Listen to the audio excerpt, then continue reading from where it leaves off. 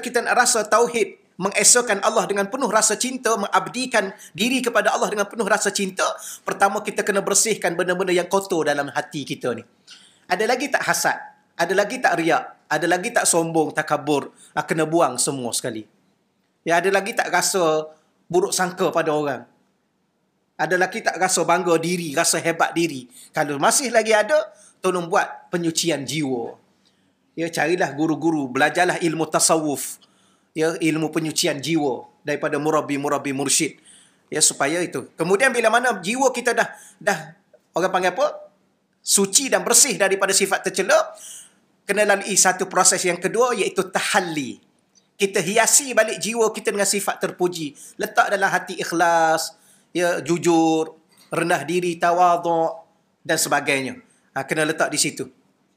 Ikhlas dan sebagainya. Ianya memerlukan kepada proses mujahadah. Walau bagaimanapun, setelah kita nak dapat kedua-dua tadi, takhalli dan tahalli ni selalu duduk dengar kan? Takhalli. Takhalli ni kita bersihkan segala apa yang buruk dalam hati kita. Yalah, kadang-kadang dia datang. Ya, dia datang. Ada datang lagi tak rasa baik juga aku ni? Ada rasa? Tak ada? Ya.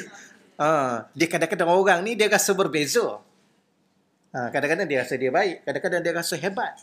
Dia tak rasa baik, tapi hebat juga aku ni. Tak rasa juga? Oi, baguslah. Kadang-kadang rasa pemurah juga saya ni. Kena letak dalam hati kita ikhlas, tawaduk dan sebagainya. Tapi dua-dua perkara tersebut perlu kepada mujahadah. Apa makna mujahadah? Melawan hawa nafsu yang buruk. Mujahadah ni bersungguh-sungguh lawan nafsu. Kerana apa? Kerana kadang-kadang benda tu dibawa oleh, kalau diri kita sejujurnya, memang kita tak akan rasa kita baik. Tapi nafsu itu. Cuba bangun malam tiap-tiap malam. Yang tak rasa baik itu sebab bangun jarang-jarang kan? Baca Quran satu juzuk satu hari, bangun tiap-tiap malam, siangnya puasa pula, sampai satu masa kita akan rasa hebat juga aku ni. Betul, dia datang bisikkan. Mungkin datangnya daripada syaitan, atau mungkin datang daripada nafsu. Ya, sebab dia panggil al-khawatir. Apa makna khawatir? Lintasan-lintasan yang akan datang dalam diri kita. Maka benda begini perlu kita mujahadah. Dan pendidikan jiwa. Kena ada pendidikan jiwa, iaitu tarbiyah ruhaniyah, sehingga mencapai tahap nafsul mutmainnah atau jiwa yang tenang. Kita ni paling-paling rendah, kedudukan kita kena sampai kepada nafsu mutmainnah. Nafsu ni kan kita pernah sebut, nafsu yang paling bawah sekali, yang membahayakan sangat-sangat diri kita dan tak akan ke syurga kita kalau kita bertahan dengan nafsu ini, iaitu nafsu ammarah bisu. Biasanya disebut ammarah bisu. Nafsu yang sentiasa menyuruh kita buat jahat. Adalah dia nampak sesuatu, dia dengar sesuatu, ada benda lah yang akan dia buat sesuatu jahat, benda-benda jahat.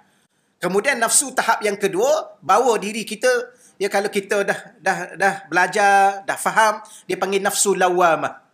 Ya, nafsu lawamah ni nafsu yang kalau nak tahu, dia dah mula cela diri dia kalau dia buat sesuatu yang buruk. Tuan-tuan dan puan-puan pernah tak rasa? Kadang-kadang kita kata kat orang, akhir sekali kita fikir balik, kenapa aku cakap gitu kat orang, ya? Tak baguslah aku ni. Dia rasa dia cela diri dia sendiri.